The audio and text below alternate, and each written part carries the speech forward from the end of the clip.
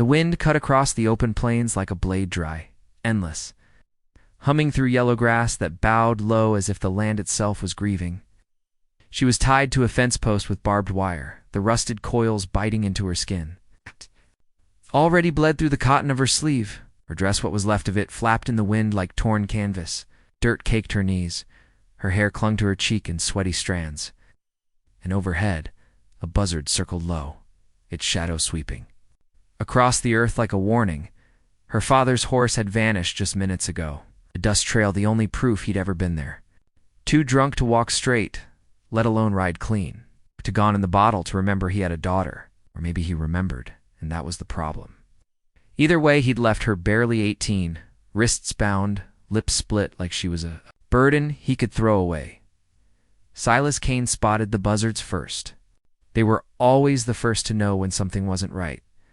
He was heading home from a 10-day cattle run, bones aching, mouth dry, saddle worn nearly through.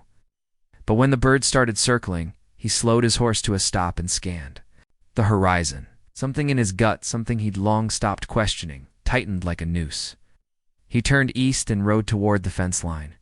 She didn't move when he approached, didn't cry, didn't scream, just stared at him with dark, bruised eyes, full of something between defiance and defeat. Her lip had split and dried crooked, like it had been bleeding for hours. One boot was gone, the other hung from her foot by a torn lace. He said nothing at first, just climbed down from the saddle and walked to her slowly, like she might spook. She didn't. His Bowie knife came out with a flick, and he made too precise. Cuts through the wire binding her wrists. She collapsed forward but caught herself on her elbows. He waited. She gathered her breath, then pushed herself upright. "What's your name?" he asked, voice low, like a man not used to speaking more than a few words a day. She hesitated. "Annabeth," she said. The name barely rose above the wind. He nodded once. He didn't ask what had happened or why she was there.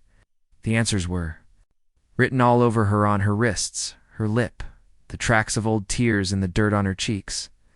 He simply reached down, offered a gloved hand, and helped her up. She was lighter than he expected, but held herself like someone who refused to break, even if she was halfway gone. He lifted her onto the back of his horse, swung up behind her, and clicked his tongue. "Oh." The animal turned without needing to be told. They rode in silence. Her back pressed lightly against his chest, her hands wrapped around the horn of the saddle, like she wasn't sure if she belonged there. She didn't ask where they were going. He didn't offer. Out here there was only forward or nowhere. The sky stretched endless above them, blushing toward dusk. The kind of quiet only the frontier could carry, a quiet filled with absence. Like the land had forgotten how to hold people in it. She kept her eyes on the horizon. Ridge. The cabin came into view, small, slanted, weathered like the man who lived inside it. One horse in the corral, a barn with a door hanging loose on one hinge. Smoke from a chimney curling weakly into the air. But the place looked forgotten. Or maybe it had just given up being remembered. She didn't know it yet. But she had just crossed into the last safe place for 100 miles. A place held together by silence, scars, and the steadiness of a man who still remembered how to carry another soul. The room smelled of pine and old dust. Annabeth stirred beneath the thick wool blanket, blinking slowly as the ceiling came into focus. Wooden beams above her, a knotted plank wall beside her. Her palms were scraped. Her wrists were bandaged. A tin bowl of water and a rough hunk of bread sat on the crate beside her bed. She sat up slowly, legs trembling beneath the blanket, and pulled it tighter around her shoulders. Through the small window, she could hear the thud of a shovel sinking into frozen dirt, rhythmic, methodical, like someone burying something too stubborn to stay gone. Outside, Silas was digging new fence posts. The old ones had collapsed during last week's windstorm, and if he didn't fix them, the cattle would wander off into the hills. He didn't look toward the house, didn't seem to care whether she was watching or not. That was the thing about him, he did what needed doing, with or without an audience. For days, they barely exchanged a dozen words. She'd wake, eat in silence, and sit by the hearth while he worked outside. She watched him chop wood with steady hands, feed the chickens, sharpen his old rifle on a flat stone. He never raised his voice, never asked her anything, never told her what he expected because he didn't. In return, she swept the porch, cleaned the dishes, found a scrap of fabric, and stitched up a torn curtain near the door. Quiet! Barter. A truce of sorts. But the silence wasn't empty. Pulsed. Carried things unsaid. At night, she'd flinch awake, clutching the edge of the blanket, breath caught in her throat. Stop. Pa. Please. She'd whisper into the dark, not realizing the sound escaped her. And still, he never asked. He just started leaving. A lantern outside her door, lit. Just enough to fight the shadows. It didn't chase the nightmares away. But it told her someone noticed. Silas didn't speak of his past. Not to her, not to anyone. But it clung to him in the way he stared too long into the fire, in the way he sometimes sat on the porch with an empty cup, not drinking, just being still, in the voice that filled. The silence his own thoughts, worn from years of trying not to remember.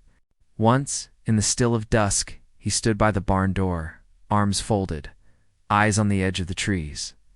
The light was soft, gold bleeding into blue. Inside his mind, a voice's voice, ailed low and gravel-tired. She died screaming. I didn't even get to hold her. They both died before I got home. I buried them under a sky just like this. But outside he said nothing, just watched the wind move the grass. That evening, as the sun bled down and shadows stretched long across the field, something stirred at the edge of the woods. Silas caught it before the chickens did. He didn't hesitate, rifle raised, eyes locked on movement between two aspen trunks. Then the figure stepped into the clearing. A man, tall, lean, hair tied back, skin sun-darkened and marked by old scars. An Apache scout, one Silas hadn't seen in years but hadn't forgotten. Red Hawk. They didn't speak at first, just looked at one another. Two men who'd survived the same war but on opposite sides of the fire. Red Hawk gave a slow nod.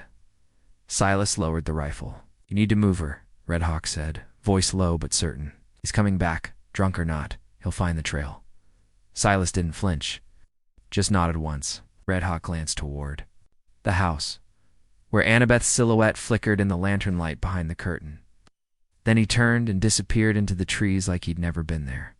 That night, Silas sat on the porch, boots crossed, hat in his lap. The stars above were blinding, like frost pinned to velvet.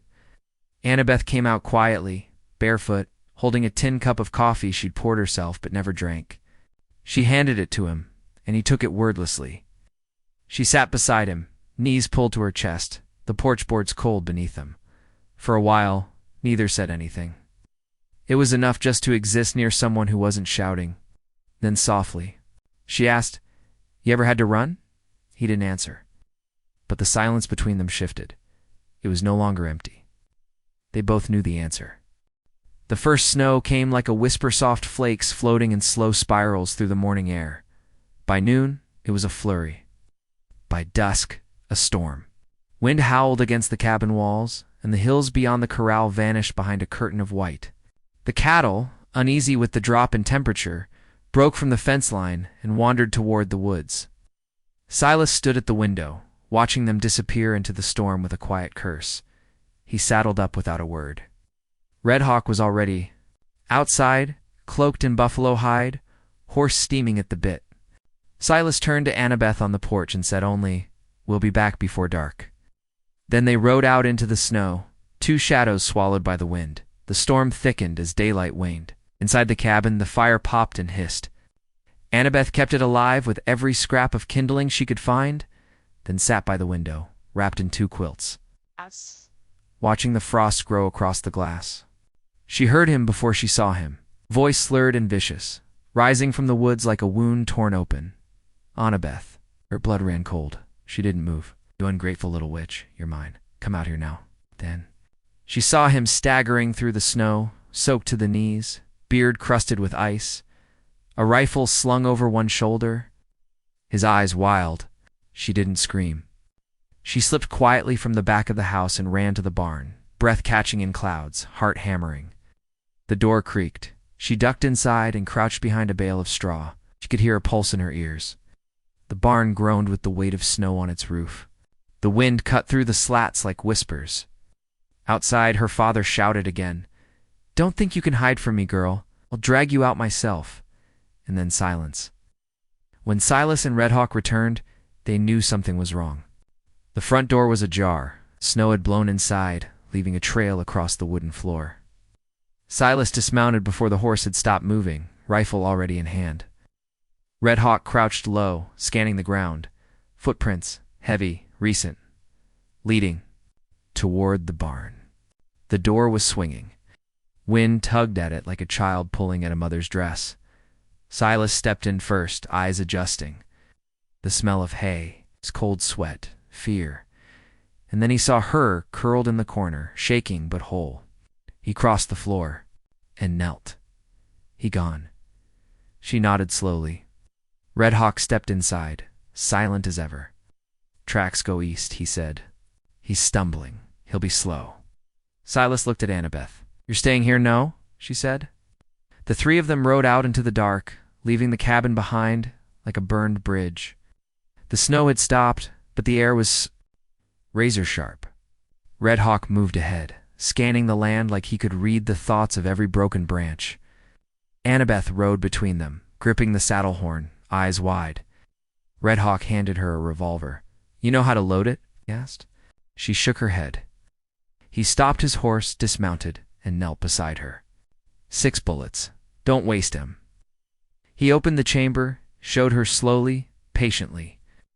She watched his hands, steady, calm, then did it herself. He nodded. She tucked the weapon into her coat.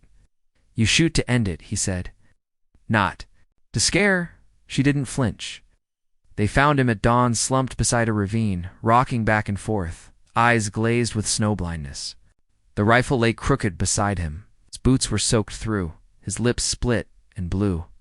"She's mine," he mumbled. "I raised her. She's mine." Silas stepped forward, rifle lowered, breath clouding in front of him. "Oh, he said, "She ain't property." "Not anymore." Man didn't hear him, or didn't understand. Annabeth walked past both of them. Her steps didn't falter. She stopped in front of the man who used to be her father, looked down at him like he was something she had outgrown. He reached for her ankle, but she stepped back. She didn't cry. She didn't scream. She just said, "I'm not scared of you," and turned away. The man kept rocking. Red Hawk approached her as they headed back. He pulled something from his belt, a hunting knife. Simple, clean, leather-wrapped. "Handle?" He handed it to her without a word. She took it.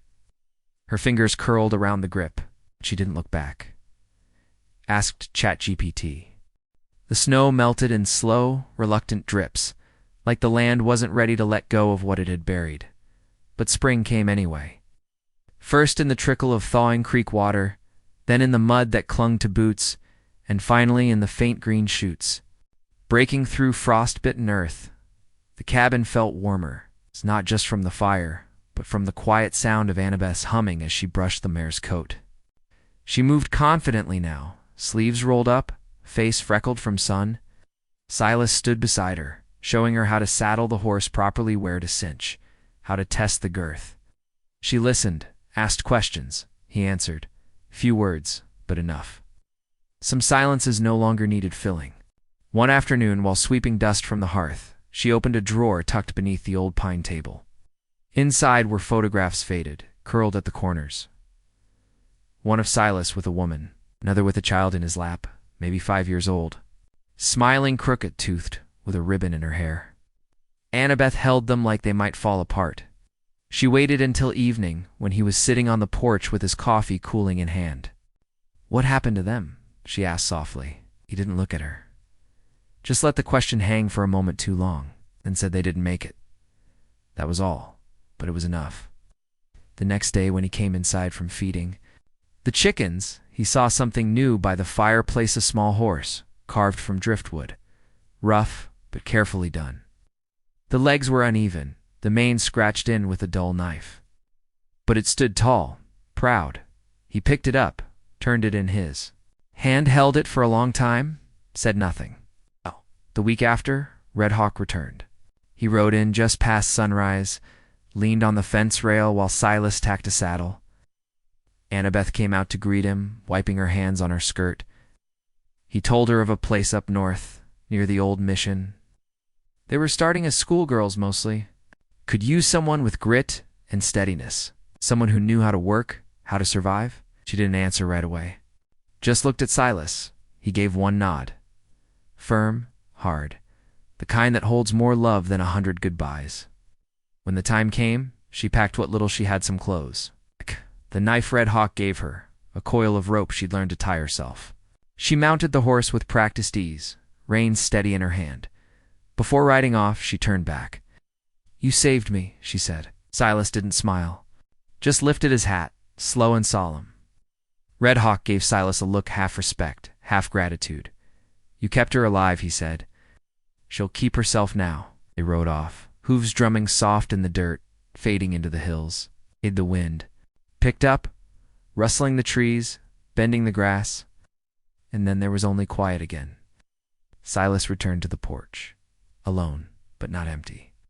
He sat in his usual chair, coffee in hand, eyes scanning the land like always.